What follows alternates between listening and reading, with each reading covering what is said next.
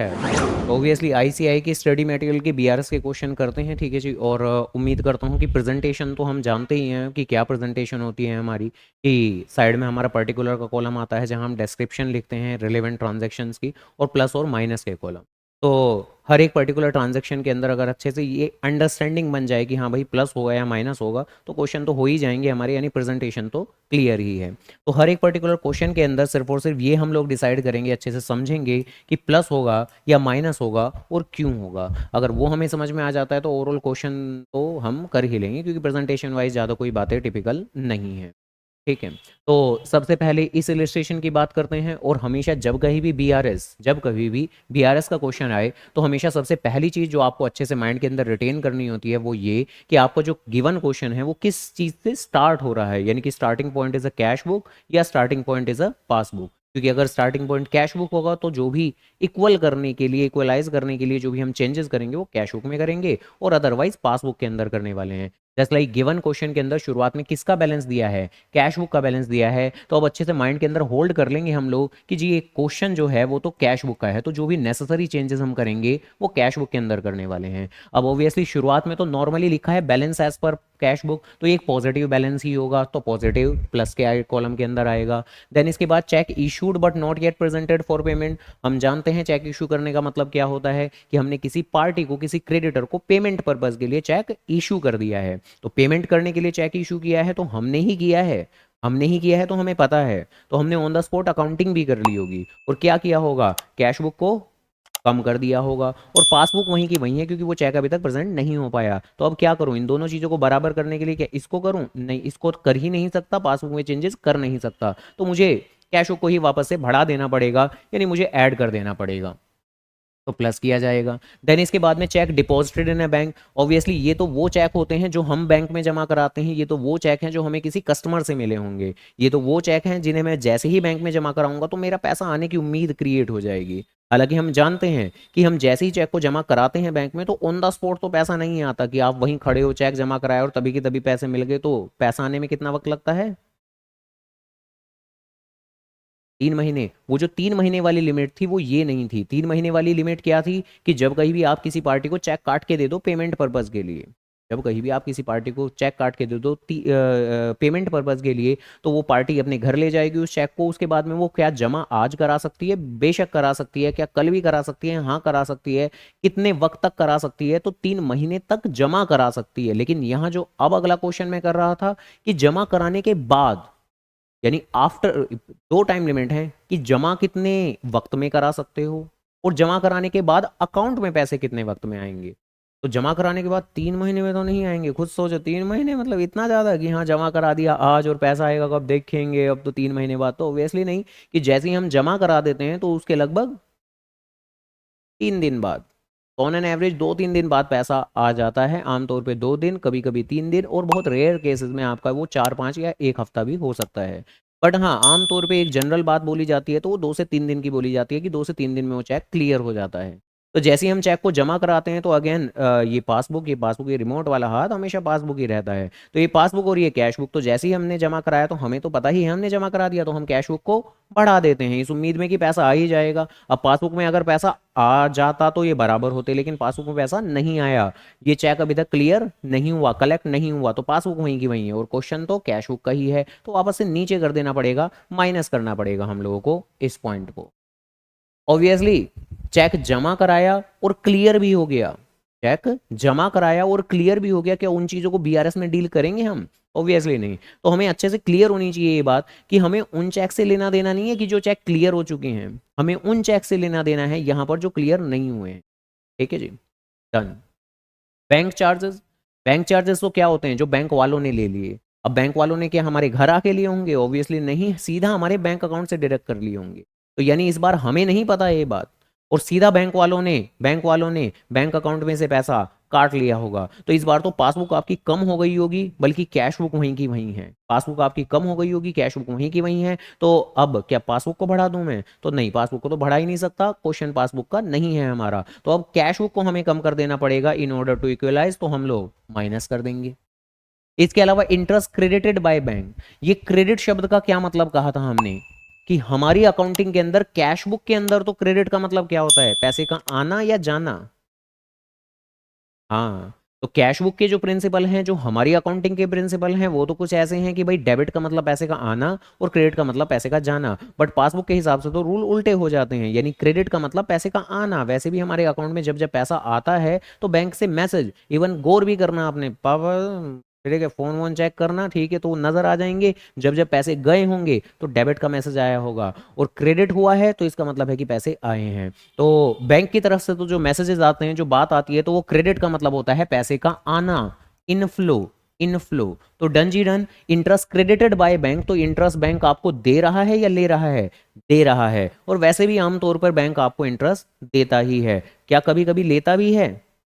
हाँ, कब? जब लोन लिया हो, या जब नॉर्मल बैंक अकाउंट पे ही ओवरड्राफ्ट बैलेंस हो, वो भी एक तरह का लोन ही हुआ। तो जब कह सकते हैं कि बैंक ओवरड्राफ्ट होगा, तो तब भी आरएस के क्वेश्चन में शायद इंटरेस्ट लेने की बातें भी की हुई होंगी, जिसको या तो इंटरेस्ट डेबिटेड लिखा होगा या इंटरेस्ट चार्ज लैंग्वेज लिखी होगी कि इंटरेस्ट चार्ज कर लिया बैंक ने, ऐसे करके। तो इंटरेस्ट फिलहाल तो बैंक वालों ने दिया है, अगेन हमारे घर आके नहीं दिया होगा, सीधा हमारे अकाउंट में ही दे दिया होगा। तो अगेन ये जो ये पासबुक है, ये आपकी बढ़ गई होगी, क्योंकि बैंक वालों ने पैसा दिया है। और कैश बुक वहीं की वहीं है, तो कैश बुक को भी बढ़ा देंगे हम, इंक्रीज कर देंगे, तो ऐड कर देंगे हम। ठीक है जी, okay. Balance as per passbook, अब ये क्या दे दिया इन्होंने? तो बेसिकली हम लोग जानते हैं कि भाई जब कहीं भी हम बीआरएस के क्वेश्चन करते हैं, तो स्टार्टिंग पॉइंट अगर कैश बुक होता है तो फाइनल आंसर क्या आता है, बैलेंस एज पर पासबुक। और अगर स्टार्टिंग पॉइंट पासबुक का हो तो फाइनल आंसर आता है कैश बुक के नाम का। लेकिन फिलहाल तो स्टार्टिंग पॉइंट आपके कैश बुक का है, जो शुरुआत में हमें दिया भी हुआ है 2,40,000 रुपए। तो फाइनल आंसर किस चीज का आएगा, पासबुक के नाम का। वो फाइनल आंसर इस बार क्वेश्चन में ही दिया हुआ है। तो बेसिकली आपको जो ट्रीटमेंट करने हो, बस इतनी ट्रांजेक्शन के ही करने हैं, आपको अपना आंसर निकालना है, और वो आपका खुद ब खुद ही आएगा। क्या हमेशा ऐसा होता है कि ये दोनों चीजें क्वेश्चन में गिवन होती है? तो नहीं, हमेशा नहीं होता, बट ठीक है, फिलहाल तो ऐसा है। तो आपको इसको कुछ प्लस माइनस नहीं करना, ये तो अपने आप में एक आंसर दिया हुआ एक तरीके से कह सकते हैं। तो बताओ जी, ये इलिस्ट्रेशन आ गया समझ में? ठीक है जी। तो डन आईसीआई मटेरियल का। अब करते हैं अगला इलिस्ट्रेशन, जहां पर इस बार लिखा हुआ है कि बैंक पासबुक ऑफ नम्रता, कोई बिजनेसमैन होगी, वो बैलेंस दिखा रही है 1,50,000 रुपए। तो बैलेंस ऑफ अ पासबुक है 1,50,000 रुपए, जबकि कैश बुक का बैलेंस है, कैश बुक का भी बैलेंस बताया हुआ है, कैश बुक का बैलेंस है 1,12,050। तो अगेन कि भाई यहां पर तो दोनों के बैलेंस दिए हुए हैं। अब आप यहां पर क्या करोगे, यानी स्टार्टिंग पॉइंट कैश बुक मानोगे या स्टार्टिंग पॉइंट पासबुक मानोगे? तो आप कुछ भी मान सकते हो भाई। अगर आप स्टार्टिंग पॉइंट पासबुक मानोगे तो ठीक है, आप पासबुक के बैलेंस 1,50,000 से बातों की शुरुआत करें, पासबुक के हिसाब से एंटायर क्वेश्चन सोचें, और final answer should be cash book का बैलेंस 1,12,050। लेकिन अगर कैश बुक से शुरुआत करेंगे तो भी कोई दिक्कत नहीं है, फिर कैश बुक के हिसाब से सोच करेंगे। बताओ क्या पसंद है, कैश बुक या पासबुक? तो ठीक है जी, अगर स्टार्टिंग पॉइंट हम अपना कैश बुक मान लेते हैं, तो ऑब्वियसली जो हम अपनी बिगनिंग करेंगे वो कहां से करेंगे, वो हम अपनी बिगनिंग इससे करेंगे।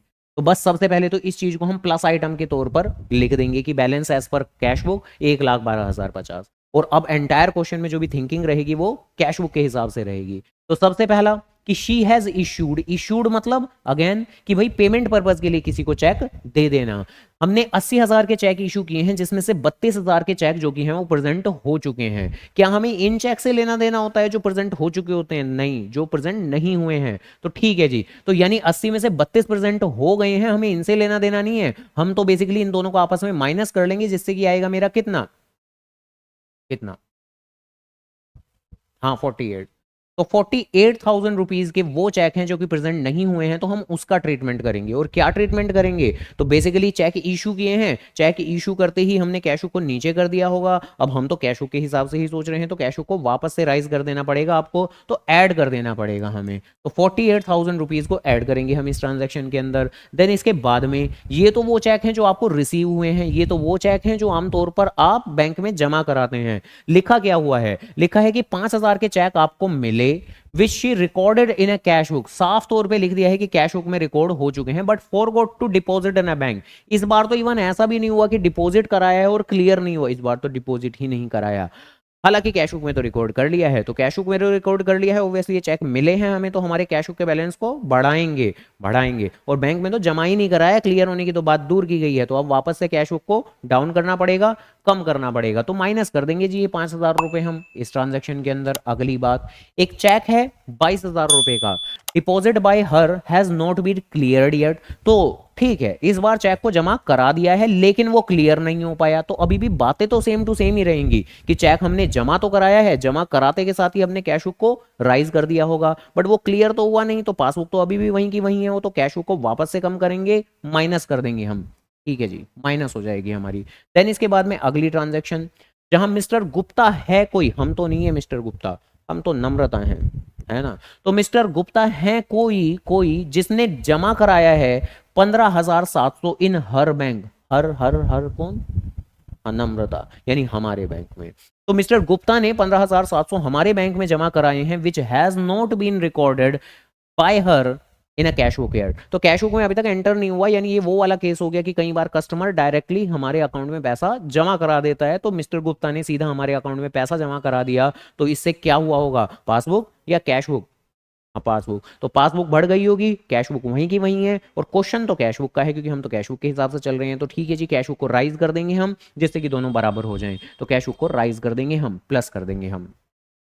Bank has credited an interest, again कि बैंक के हिसाब से क्रेडिट का मतलब तो होता है इनफ्लो, इनफ्लो, डेबिट का मतलब होता है आउटफ्लो। तो डन, क्रेडिट किया है उन्होंने 1,500 रुपए का इंटरेस्ट और चार्ज किए हैं 250 एज अ बैंक चार्जेस, तो ये एक तरीके का आउटफ्लो है, ये एक तरीके का आउटफ्लो है। तो ऑब्वियसली बैंक ने थोड़ा पैसा हमारे अकाउंट में डाला है और थोड़ा निकाला है, तो दोनों ही बातें हैं। अब क्या यहां पर ऐसा करने वाले हैं हम कि इन दोनों के नेट इफेक्ट से ट्रीटमेंट कर देंगे, तो करने को कर भी सकते हैं, ज्यादा कोई दिक्कत नहीं है, लेकिन हाँ ज्यादा अच्छा ये रहेगा कि अलग अलग ट्रीटमेंट करें। इंटरेस्ट की बात अलग है और बैंक चार्जेस की बात अलग है, और उन्हें सेपरेट पॉइंट के तौर पर दिखाएं, या अगर सेपरेट पॉइंट के तौर पर भी नहीं दिखाना तो कुछ इस तरीके के काम किए जा सकते हैं। भाई बीआरएस के अंदर हम इस तरह की प्रेजेंटेशन देते हैं, प्लस और माइनस, तो इस तरह की स्थिति में ऑब्वियसली पॉइंट नंबर ये क्या है, तो पॉइंट नंबर 5th है हमारा। तो पॉइंट नंबर 5th में दोनों ही बातें हम लोग लिख देंगे, यहां पर इंटरेस्ट की भी बात लिख देंगे हम और बैंक चार्जेस की भी बात लिख देंगे हम। और फिर उसके बाद में हम जानते हैं कि ये 1,500 रुपए, पहले बात करते हैं 1,500 की,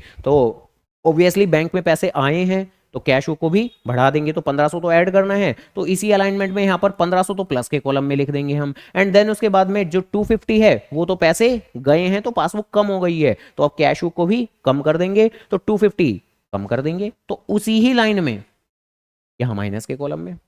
ठीक है जी, बाकी चाहो तो नेट इफेक्ट से भी कर सकते हो, बहुत से बच्चे कर देते हैं, बट ठीक है, इतना रिकमेंडेड नहीं है, अलग अलग दिखाना ही ज़्यादा सही है। ठीक है जी, तो बताओ जी, ये समझ गए। ठीक है, और ऑब्वियसली यहां से हमने बातें शुरू की थी, यहां ये सब कुछ plus minus plus minus plus minus ये सब कुछ करते चले जाएंगे हम, और फाइनल आंसर आएगा हमारा, हाँ पासबुक के हिसाब से जो कि आएगा हमारा 1,50,000। ठीक है जी, जो क्वेश्चन में नजर आ रहा है हम लोगों को।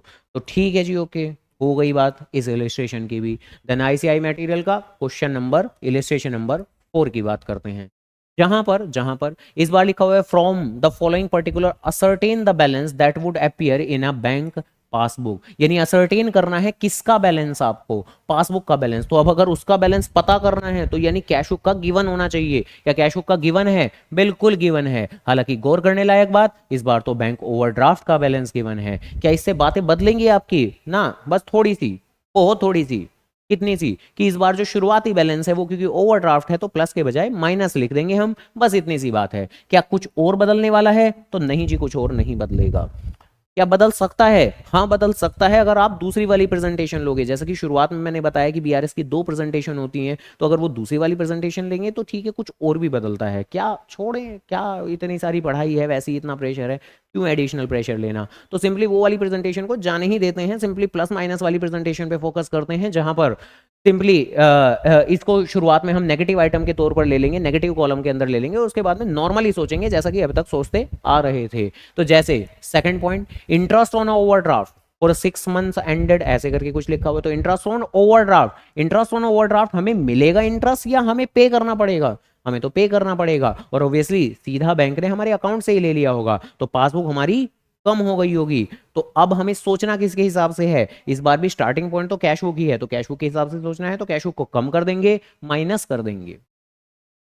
ठीक है जी, बैंक ने चार्जेस ले लिए, अब इंटरेस्ट ले लिया, चार्जेस ले लिए, ट्रीटमेंट तो वही होने वाला है, चार्जेस ले लिए, पासबुक कम हो गई होगी, तो कैश बुक को भी कम कर देंगे हम लोग, तो माइनस कर देंगे हम लोग।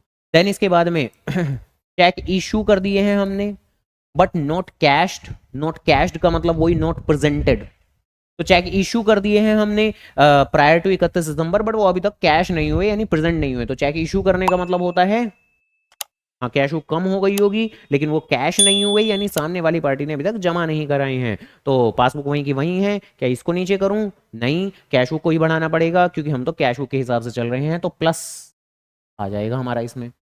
देन इसके बाद में next, cheque paid into bank. ये पेड इनटू बैंक वर्ड का मतलब क्या होता है? हाँ बिल्कुल सही बात।